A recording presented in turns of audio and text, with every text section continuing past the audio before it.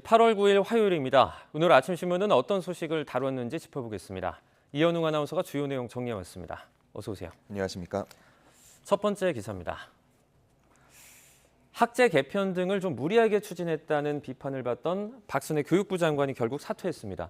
이 내용을 신문들도 중요하게 다루고 있죠. 네, 그렇습니다. 임명 35일 만에 사퇴, 윤석열 정부 출범 이후 낙마한 첫 국무위원 등의 표현으로 이번 사안을 다루고 있었습니다. 그중에서 한국일보는 박 장관의 사퇴 배경을 중점적으로 조명했는데요.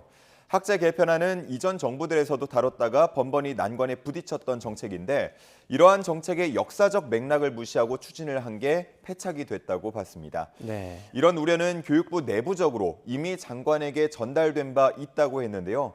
그럼에도 업무 보고에서 힘줘서 얘기를 한 건 조급함이 영향을 끼쳤을 거라고 봤습니다. 지명 때부터 있었던 도덕성 논란을 잠재우기 위해서 자신의 능력을 증명해야만 했고 실적을 내야 한다는 압박이 있었을 수 있다는 겁니다.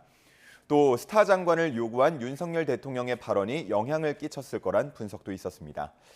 박 장관의 사퇴를 본 교육 전문가들, 부동산 정책만큼 이해관계가 복잡한 게 교육 정책이라면서 정책을 추진할 때는 사전 소통이 꼭 필요하다는 점을 다시 한번 강조하고 있었습니다. 네. 두 번째 기사입니다. 앞선 내용과 이어지는 내용인데요. 결국 박순애 장관이 결단을 내렸지만 일각에서는 이 대통령실이 추가적인 좀 책임을 져야 한다. 이런 목소리도 나오고 있어요. 네, 그렇습니다. 이번 사퇴를 두고 원포인트 경질 혹은 핀셋 경질 이런 표현도 있었습니다. 네. 그런데 한겨레 신문에서는 일각에서 내각과 대통령실의 추가 인적 쇄신이 필요하다는 목소리가 나오고 있다고 했습니다. 현직 장관이 사퇴한 건 처음이지만 이전에 장관 후보자 낙마 사례 등 논란이 있었기 때문에 인사 검증 부실에 대한 책임을 누군가는 져야 한다라는 비판이 나오고 있는 겁니다. 야권에서는 이상민 행안부 장관이나 대통령실의 추가 인적 쇄신이 필요하다고 지적을 하고 있었고요. 여권에서도 읍참마속, 즉 아무리 내 사람이라고 생각을 하더라도 단호한 결단이 필요할 때도 있다라면서 추가 쇄신 필요성을 언급하고 있었습니다. 한편 추가 쇄신이 이루어진다면 여당 개편 시점에 발맞출 거라는 예상들도 나오고 있는데요. 국민의힘은 오늘 전국위를 열어서 비대위 전환 막바지 절차에 돌입합니다. 비대위원장으로는 오선의 주호영 의원이 유력하게 언급이 되고 있는 상황인데 동아일보에서는 비대위 체제가 출범을 하더라도 당내 갈등이 완전히 봉합될지는 미지수라고 보면서 추후 전당대회를 여는 시점에 대한 의견이 분분하고 이준석 대표와의 관계 설정도 숙제로 남아있다고 봤습니다. 네. 다음 기사입니다.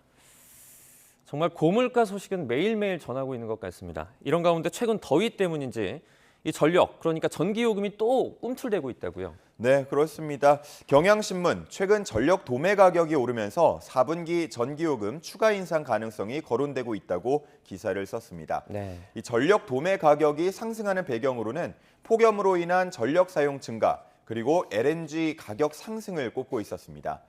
기본적으로 전력은 가격이 싼 발전기부터 투입해서 공급하게 되는데요. 지난달 전력 수요가 역대 최고치를 기록하면서 상대적으로 비싼 발전기를 돌려야 했다고 합니다.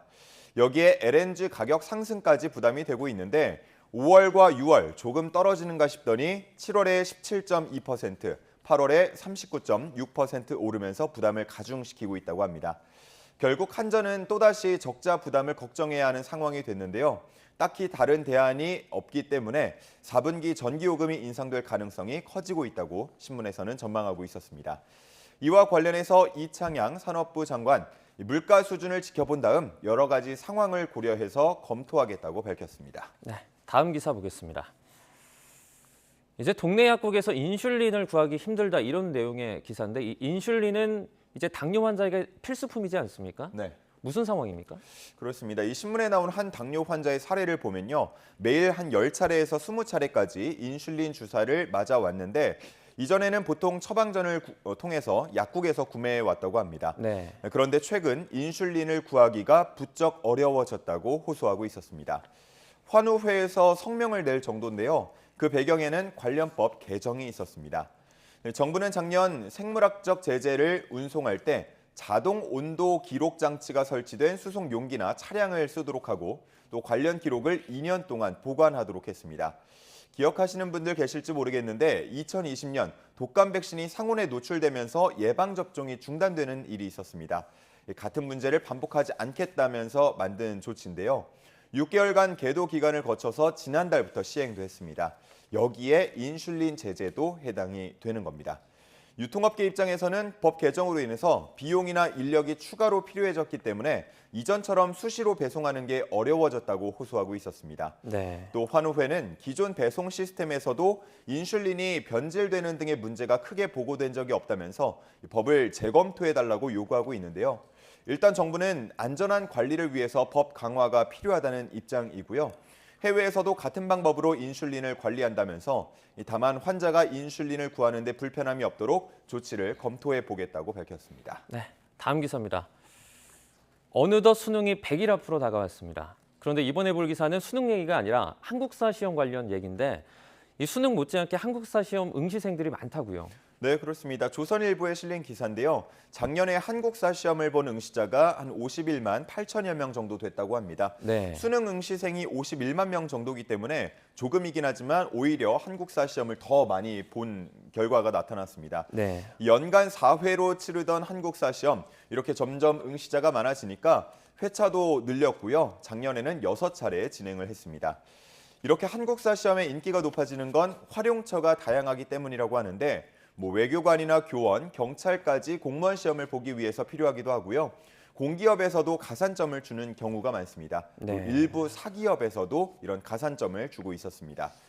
신문에서는 물론 대다수는 취업 등을 위해서 시험을 보지만 일부는 순수하게 역사를 공부하는 마음으로 보기도 한다고 하는데요. 그 근거로는 초등학생 응시자가 조금씩 늘어나는 점을 꼽고 있었고요. 고령의 응시자 혹은 연예인 등도 이 한국사 시험에 응시한다고 했습니다. 네, 마지막은 스포츠 소식 보도록 하겠습니다.